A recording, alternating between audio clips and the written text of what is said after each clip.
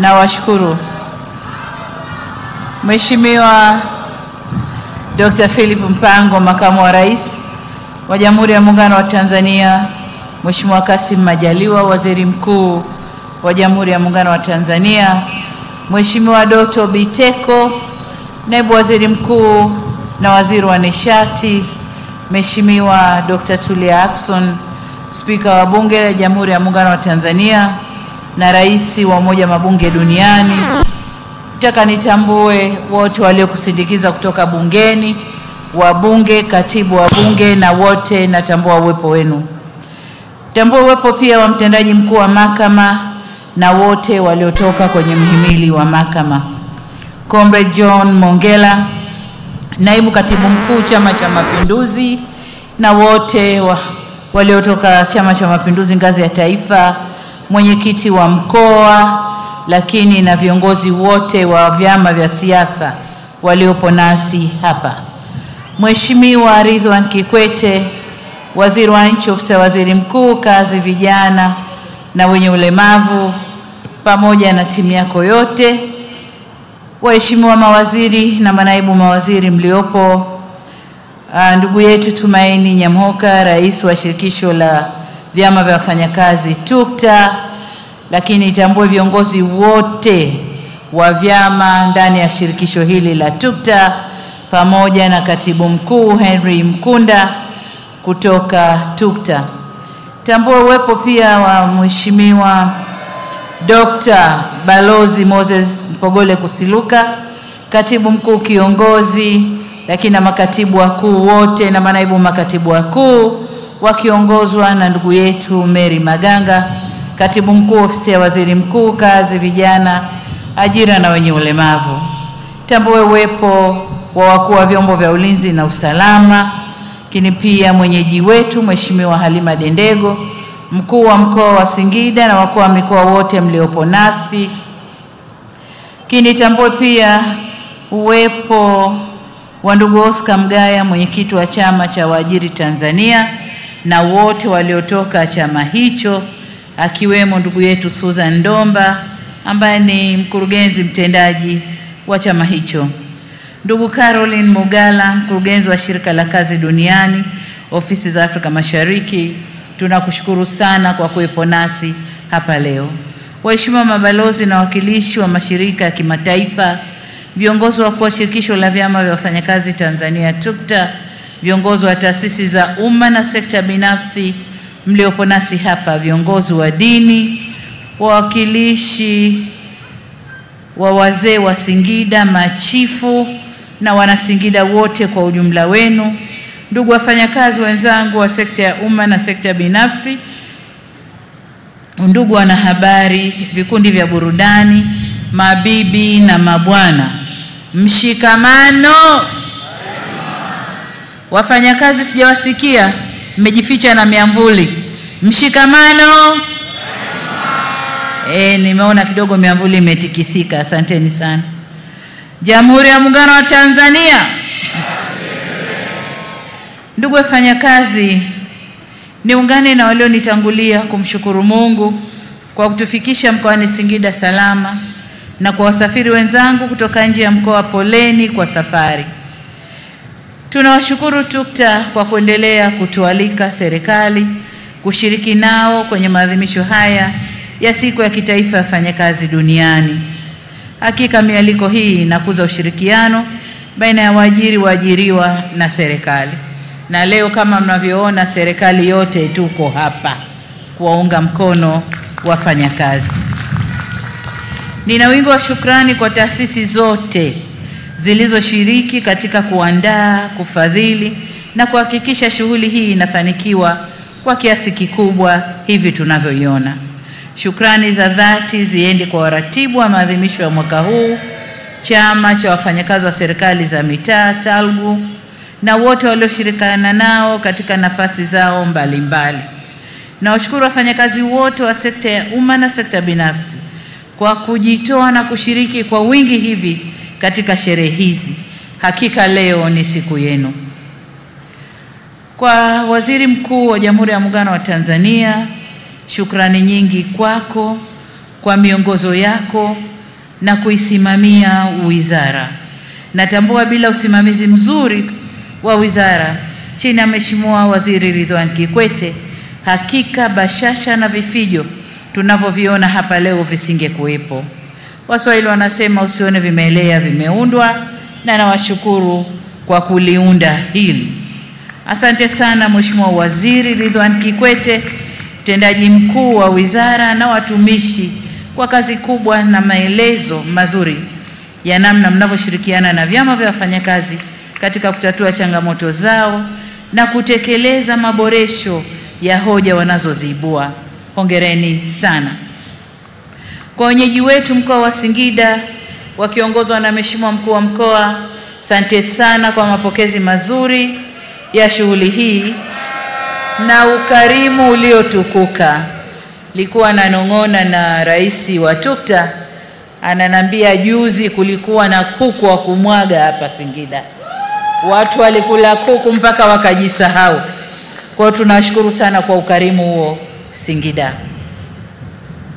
Lakini asanteni wana Singida kwa kujitokeza kwa wingi hapa uwanjani. Kweli leo Bombadia imejaa. Bombadia leo imejaza. Waswahili husema shughuli ni watu, na kweli Singida watu wamejitokeza haswa. Shukrani zetu kwa waandishi wa habari kwa kututaarifu yaliyokuwa yakitokea ndani ya mkoa wa Singida kwenye maadhimisho haya kwa juma zima, na leo tukiwa nao katika kilele cha maadhimisho haya. Tunawashukuru wasanii wetu wa vikundi vyote vya burudani kwa burudani maridhawa. Tunashukuru pia vyombo vya ulinzi na usalama na vijana wetu wa scout wanaotusaidia kuweka usalama hapa uwanjani. Kadhalika tunawashukuru Red Cross kwa huduma wanayotoa, na nihitimishe shukrani zangu kwa kushukuru sana vikundi vya hamasa wanaotuchangamsha hapa uwanjani. Ndugu wafanyakazi, kabla ya kuendelea mbele na hotuba yangu, niwatambue wote waliopewa tunzo za ufanyaji kazi bora. Hongereni sana kwa utendaji wenye weledi na uadilifu. Hakika chanda chema huvishwa pete.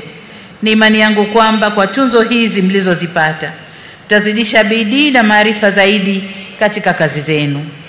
Lakini pia kwa wale ambao hawakupata tunzo leo, hongereni sana kwa mchango wenu wa kuiletea nchi yetu maendeleo na kukuza uchumi wa taifa letu. Niwapongeze wana michezo, na kwa umahususi kabisa Wizara ya Mambo ya Ndani. Leo wamekumba zawadi nyingi sana. Kwa hiyo nawapongeza wana michezo wote. Nataka nitilie mkazo swala la michezo sehemu za kazi, kwani michezo ni afya. Niseme tu kwamba serikali itaendelea kushirikiana nanyi kuzifanyia kazi changamoto zinazowakabili. Nimesikiliza kwa makini risala yenu wafanyakazi iliyosomwa na Katibu Mkuu TUCTA. Tofauti na miaka ya nyuma, mwaka huu pamoja na kuainisha maeneo ya maboresho na kutoa mapendekezo, nimefarijika kusikia risala yenu ikipongeza na kuwa na wingi wa shukrani kwa serikali. Hii inatokana na kwamba vyama vya wafanyakazi vimekuwa vikiwasilisha hoja, ushauri na mikakati ya kukabiliana na changamoto zenu kwa weledi serikalini, lakini hata kwa waajiri. Mmekuwa mkifanya mazungumzo ya utatu kwa maelewano makubwa, na kwa hakika mmedhihirisha ukomavu na kuimarisha mashirikiano na waajiri wenu pamoja na serikali. Mheshimiwa Rais, hongera sana. Hatimaye ni yale ambayo yametajwa hapa kwenye risala ya Katibu Mkuu TUCTA, lakini waziri ameagusia, Caroline wa ILO ameagusia. Yote yale mafanikio Mrisho Mpoto ameyasema vyema. Yote yale ni kwa sababu tulikuwa na ushirikiano mkubwa na mshikamano mkubwa. Nimesikiliza risala kama nilivyosema pamoja na ile ya ILO ikitaja mambo na changamoto ambazo serikali imefanyia kazi na kutatua shida zilizokuwa zinawakabili. Mmeyasema vile vile yale ambayo bado hayajakamilishwa ama bado hayajaangaliwa kwa umuhimu wake. Niwahakikishie kuwa hatutayapuuza na hatutapunguza utashi wa kisiasa kwenye kuyashughulikia. Ndugu wafanyakazi, risala yenu imegusia suala la uhuru wa kuunda vyama au na kusajili vyama vya wafanyakazi. Kama mnavyofahamu, serikali imeridhia mkataba wa shirika la kazi duniani namba 87 wa mwaka 1948 na tunawajibika kuheshimu matakwa ya mkataba huo ya uhuru wa wafanyakazi kujumuika. Kwa kulitambua hili, serikali kupitia sheria ya ajira na uhusiano kazini sura 336 haijaweka masharti yanayozuia usajili wa chama katika maeneo na sekta ambazo tayari kuna vyama vimesajiliwa. Lakini hapa nataka nitoe rai kwa vyama vya wafanyakazi kuendelea kutoa huduma na kusimamia kikamilifu maslahi ya wanachama wenu ili kuwaepusha na ushawishi wa namna yoyote ile unaweza kuwasababishia kujitoa kwenye vyama vyao na kuunda vyama vingine, kwani umoja ni nguvu na utengano ni udhaifu. Lakini mkataba ule na sheria ya serikali tunasema uundwaji wa vyama vya wafanyakazi hautaingiliwa na chombo chochote, iwe sekta binafsi au serikali, watajiunda kwa hiari. Kwa nizungumze na wale ambao wanashawishi sehemu za kazi uundwaji wa vyama vingine vya wafanyakazi pale kwenye vyama vya wafanyakazi, hebu liangaliwe vizuri. Rais, naomba ulisimamie hilo pamoja na kamati yako, lisimamieni hilo. Ndugu zangu, kuhusu makato ya kodi kwenye posho mbalimbali, kama ilivyoelezwa, serikali itakaa na taasisi husika na kufanya uchambuzi na tathmini ya kodi hizo. Ndugu wafanyakazi, mapungufu mlioyabainisha kwenye utekelezaji wa mikataba ya ajira hasa kwenye sekta binafsi, niseme kuwa serikali imepokea ushauri wa TUTA kuhusu kusimamia kwa karibu ajira za muda mfupi ili kuhakikisha zinazingatia viwango vya ajira zenye staha. Hivyo ninaagiza wizara zinazohusika ziendelee kusimamia kamilifu eneo hili ili wafanyakazi na serikali tuendelee kunufaika na utekelezaji wa mikataba hiyo. Pamoja na hayo, sina budi kusema kuwa ni muhimu tukafahamu kuwa ajira za mikataba mifupi haziepukiki katika mawanda ya kazi. Aidha, kwa mujibu wa sheria, wafanyakazi walioajiriwa katika masharti yoyote yale wanastahiki haki zao zote za ajira, wawe mikataba mirefu wawe mikataba mifupi, la maana ni stahiki zao kupatikana kama zilivyo. Mmegusia swala la bima ya afya, na hapa nataka niseme kuwa sheria ya bima ya afya kwa wote sura 161 ilitungwa na kuanza kutekelezwa mwezi Agosti mwaka jana 2024 kwa baadhi ya vifungu. Ili kuwezesha utekelezaji wa sheria hii kikamilifu, serikali inaendelea kushirikisha wadau na makundi mbalimbali ya wananchi, kufanya utambuzi wa kaya zisizo na uwezo, kuboresha mifumo ya utoaji wa huduma na kuandaa vitita vya mafao vitakavyokuwa na gharama nafuu kwa wananchi wote. Kwa wakati huu, serikali inawasihi wastaafu katika sekta binafsi kujiunga na huduma za bima ya afya kupitia vifurushi vinavyotolewa na mfuko wa taifa wa bima ya afya NHIF na mfuko wa afya ya jamii CHF, wakati wakisubiri kukamilika kwa taarifa za utoaji wa bima ya afya kwa wote. Ndugu wafanyakazi, serikali imepokea pongezi mlizotoa kuhusu hatua zilizochukuliwa katika kuboresha mifumo ya utatuzi wa migogoro ya kikazi kwa watumishi wa umma na sekta binafsi. Aidha, kwa upande wa migogoro ya wafanyakazi wa sekta binafsi, serikali ipo katika hatua za mwisho za kukamilisha mfumo wa usimamizi wa migogoro ya kazi kidigitali ambao utawaondolea wadau adha ya kupoteza muda na gharama katika kufuatilia huduma hiyo. Kwenye hoja ya mabaraza ya wafanyakazi wa kisekta, serikali inatambua umuhimu wa mabaraza ya majadiliano ya pamoja ya sekta mbalimbali katika utumishi wa umma. Kwa kutambua umuhimu huo, serikali imeunda na kuzindua Baraza Kuu la Wafanyakazi katika utumishi wa umma pamoja na kuunda mabaraza ya kisekta ya elimu, afya na serikali za mitaa. Hivyo ninamwagiza waziri mwenye dhamana ya utumishi wa umma kuendelea kuyasimamia mabaraza hayo na kuhakikisha yanafanya kazi kwa mujibu wa sheria. Ndugu wafanyakazi, uhifadhi na utunzaji wa mazingira ni suala mtambuka. Ninaishukuru TUCTA kwa kutambua jitihada za serikali katika kuhamasisha matumizi ya nishati safi. Ni mwelekeo wa kuhifadhi na kutunza mazingira yetu. Nishati safi na mwelekeo wa kuhifadhi na kutunza mazingira yetu. Nitumie jukwaa hili kuwahimiza waajiri na wafanyakazi wote nchini kuendelea kuifanyia kazi kwa vitendo ajenda ya matumizi ya nishati safi, kama nchi tuweze kufikia malengo tuliojiwekea katika kuhifadhi na kutunza mazingira. Na hapa nipongeze ofisi ya Makamu wa Rais kwa kuonesha mfano, na hawa ndio wenye mazingira, wametuonesha mfano nasi tuwe nyuma yao. Ndugu Rais wa TUCTA, niwapongeze tena TUCTA kwa namna mnavyofuatilia hoja za wafanyakazi. Hoja mlizoziibua tunazichukua na tutazifanyia kazi kikamilifu. Kama tulivyoagizwa kwenye ilani ya uchaguzi ya CCM ya mwaka 20 mpaka 2025, serikali itaendelea kuweka mazingira rafiki ya utendaji kazi wa vyama vya wafanyakazi ili viendelee kuwa nguzo muhimu kwa kujenga mahusiano pahala pa kazi na kuboresha maslahi na haki za wafanyakazi. Wafanyakazi mshikamano, solidarity. Ndugu wafanyakazi, nchi yetu imeendelea kupiga hatua kubwa katika sekta mbalimbali.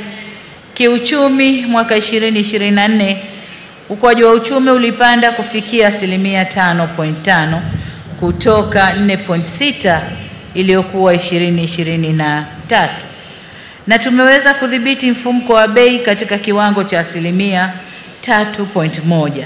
Mafanikio haya yamechangiwa na kukua kwa uwekezaji, kuongezeka kwa uzalishaji na mauzo ya nje.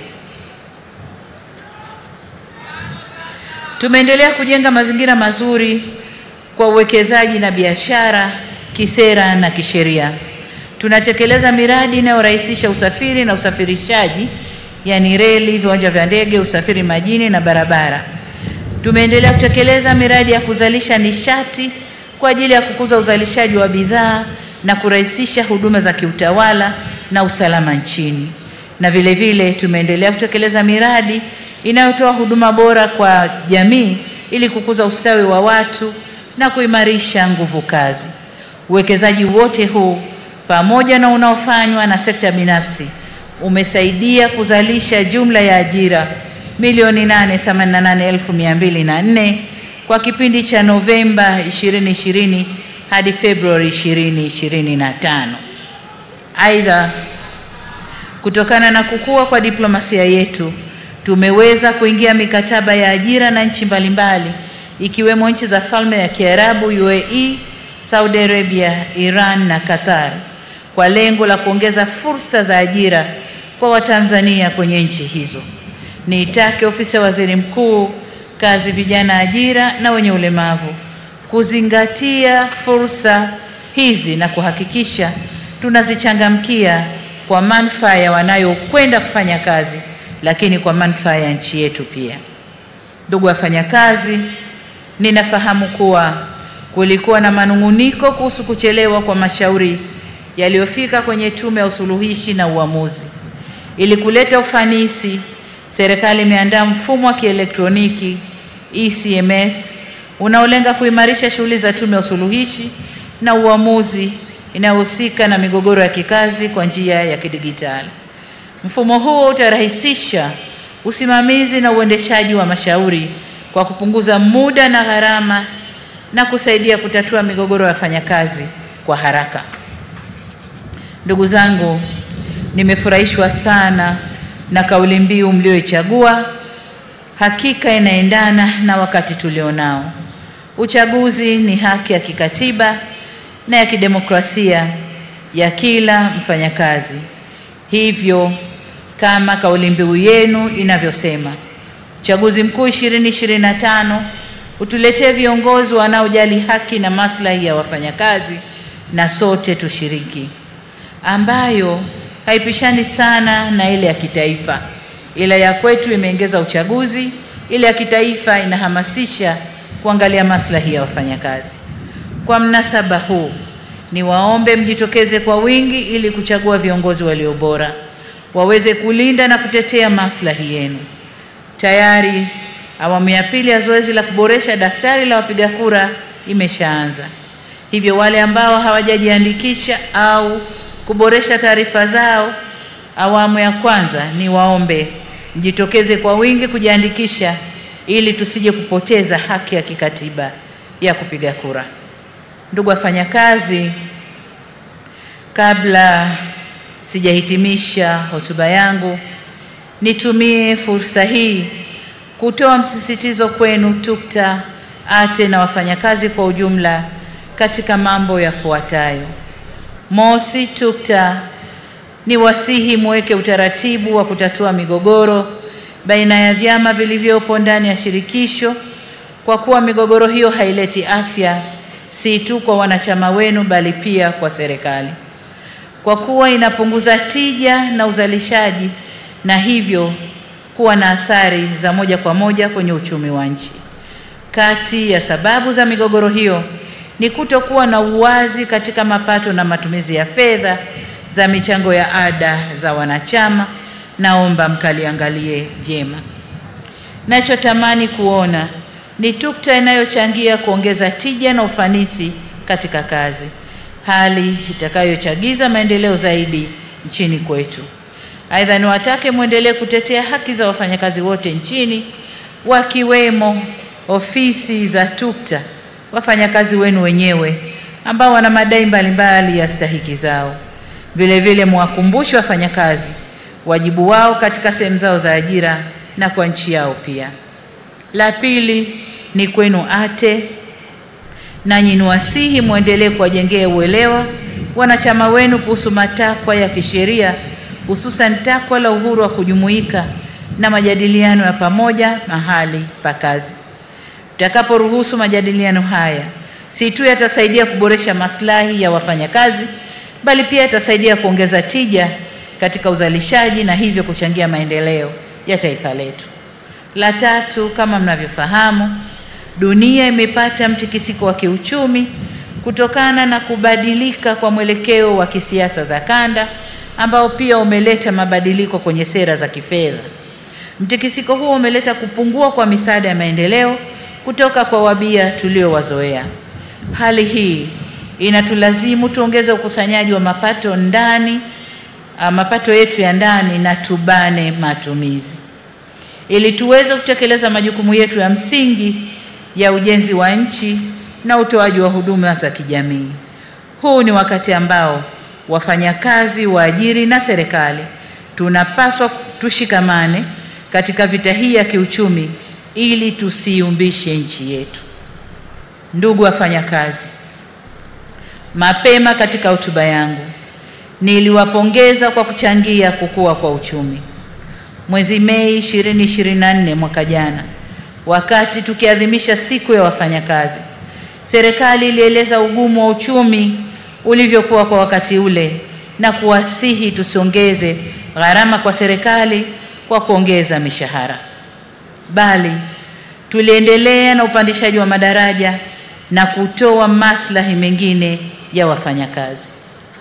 Sasa kwa mapenzi makubwa na kwa namna mlivyoiunga mkono serikali tulipowaomba mfunge mkanda na mkaamua kujituma na kufanya kazi kwa bidii na kufanya uchumi wetu ukue kwa 5.5% mwaka huu, kwa kuwa mcheza kwao hutunzwa.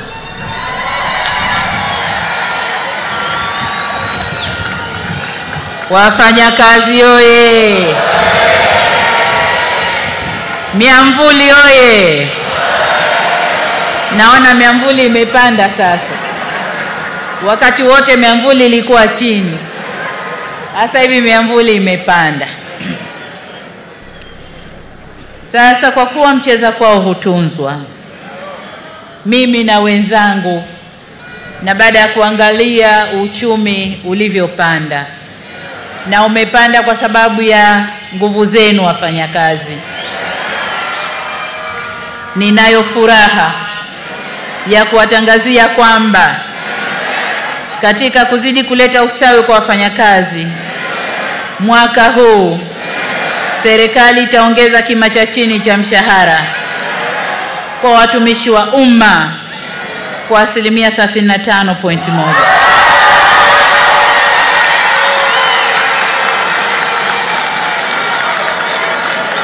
Wafanyakazi oye! Mshikamano, solidarity. Aya, tusikilize. Nyongeza hii itakayoanza kutumika mwezi Julai mwaka huu itaongeza kima cha chini cha mshahara kutoka shilingi 370,000 hadi shilingi 500,000.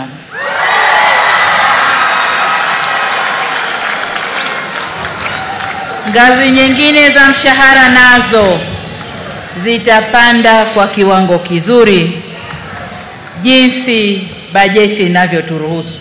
Lakini nataka niwaambie nyongeza nzuri ipo.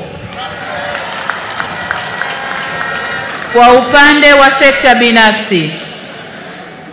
sekta binafsi, bodi ya kima cha chini cha mshahara kwa sekta binafsi inaendelea sasa kufanya mapitio ili kuboresha viwango vya chini vya mshahara kwa wafanyakazi wa sekta hiyo.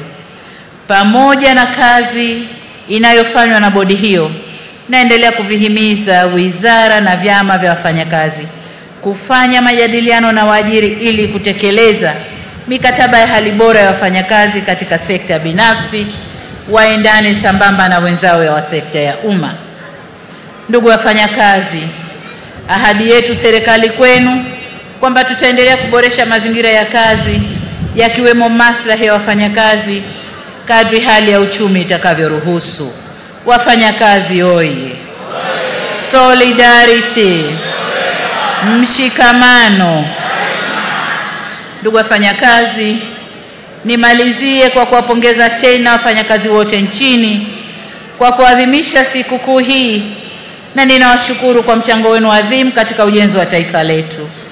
Kuijenga nchi yetu ni jukumu letu sote, hivyo hatuna budi kuimarisha umoja na mshikamano wetu. Aidha, niwakumbushe kwamba ili tuweze kujenga vyema taifa letu ni lazima tulinde amani na utulivu nchini. Nataka nirudie hapa, wafanyakazi oye! Naomba tusikilize hili. Ili tuweze kujenga vyema taifa letu ni lazima tudumishe na tulinde amani na utulivu nchini. Kwa namna yeyote ile, tusitoe fursa kwa vyama vya wafanyakazi kutumika kuichafua nchi yetu. Historia ya vyama vya wafanyakazi ni vyama vilivyoleta vuguvugu la uhuru wa nchi hii.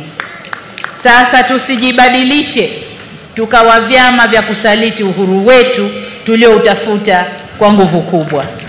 Niwaombe sana viongozi wa vyama vya wafanyakazi mkalisimamie hilo.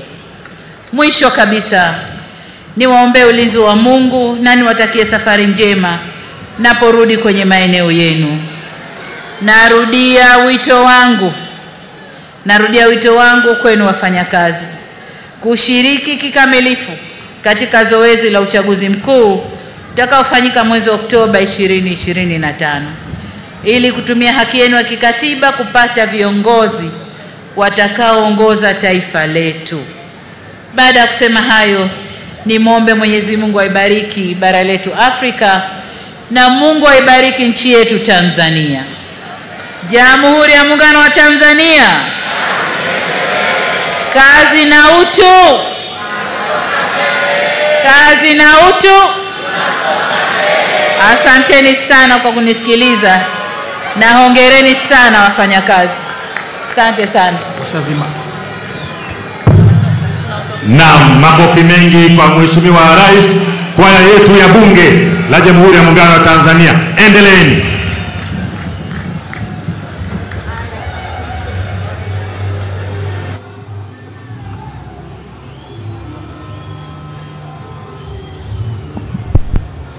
Punga mikono juu, tochi tuendelee.